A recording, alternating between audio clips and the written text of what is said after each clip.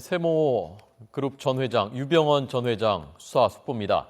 핵심 측근이 어제 소환돼서 강도 높은 조사를 받았습니다.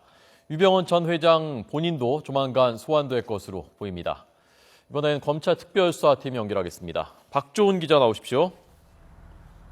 네, 수사본부가 꾸려진 인천지방검찰청에 나와 있습니다. 네. 자, 유병언 전 회장의 최측근이라고 하는 고창환 세모 대표가 어제 소환돼서 강도 높은 조사를 받았다면서요? 네, 그렇습니다. 유병언 전 회장의 최측근이죠.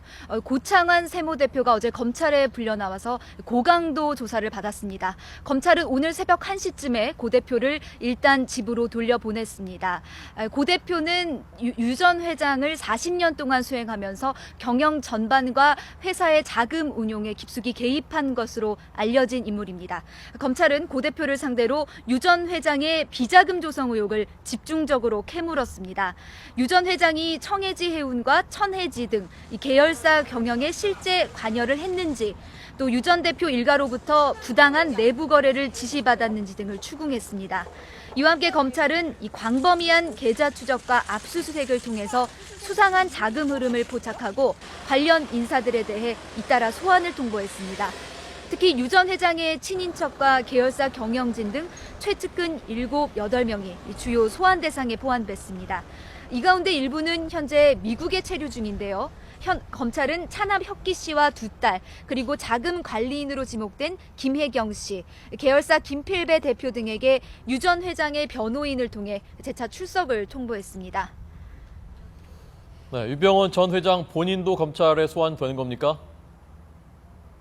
네, 검찰은 이번 수사의 정점에 유병언 전 회장이 있는 것으로 보고 있습니다. 회사의 돈을 횡령하거나 세금을 탈루해서 거액의 비자금을 조성했다는 것이 유 전 회장을 둘러싼 의혹의 핵심입니다. 따라서 검찰은 현재 소환을 통보한 최측근에 대한 조사를 통해서 유 전 회장이 비자금 조성을 직간접적으로 지시한 정황을 포착하는 데 주력하고 있습니다.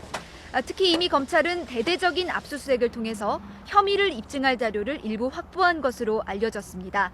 수사 상황에 따라서는 이르면 다음 달 초쯤 유 전 회장을 피의자 신분으로 소환하는 방안이 검토되고 있습니다. 유 전 회장의 변호인도 YTN과의 통화에서 검찰이 소환을 통보하면 유 전 회장이 곧바로 출두해서 사실관계를 소명하겠다고 밝혔습니다. 네. 자, 이 차명재산 추적은 어떻게 진행되고 있습니까? 네, 유 전 회장의 숨겨진 재산은 최소 2천억에서 3천억 원 정도에 이를 것으로 추정됩니다. 그런데 유 전 회장은 자신의 명의로 된 재산은 거의 없고 대부분 차명으로 된 재산이기 때문에 재산의 정확한 규모를 파악하는데도 어려운 상황입니다. 하지만 압수물 분석과 계좌 추적, 또 잇따른 내부 고발을 통해서 검찰은 어느 정도 숨겨진 재산의 윤곽을 파악한 것으로 알려지고 있습니다. 먼저 파악된 것은 사진작가로 변신한 유 전 회장의 작품을 계열사들이 사들인 부분입니다. 계열사들은 사업 부분 확장이나 문화사업 명목 등으로 유 전 회장이 찍은 사진 작품을 200억 원어치나 사들인 것으로 확인됐습니다. 검찰은 계열사들이 적정한 가격에 사진을 구입한 것인지 우선 조사하고 있습니다. 이와 함께 검찰은 페이퍼 컴퍼니를 만든 뒤 컨설팅 비용 명목으로 계열사 자금을 끌어모아 수백억 원대의 비자금을 조성한 정황도 포착한 것으로 알려졌습니다. 지금까지 확인된 페이퍼 컴퍼니는 이 3개 회사인데요. 붉은머리 오목누니와 SL플러스, 키솔루션 등 이 회사들이 실제 하는 일이 없는 이 서류상 회사들입니다.